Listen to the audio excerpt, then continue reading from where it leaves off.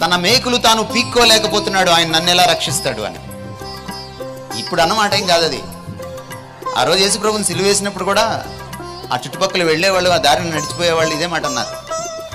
కానీ వాళ్ళకి మూడో రోజు అర్థమైంది, ఆయన మేకులు పీక్కుంటాడా, లేకపోతే ఆయన ఎవరు?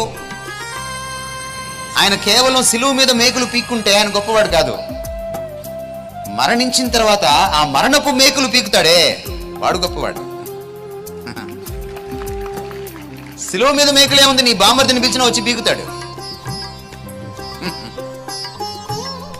మరణించిన తర్వాత ఆ మేకులు పీక్కోవడం కదా కష్టం.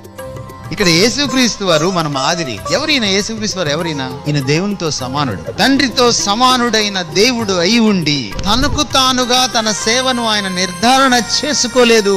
తండ్రి, భూమి మీద చేయుటకు నీవు నాకు అప్పగించిన పనిని భూమి మీద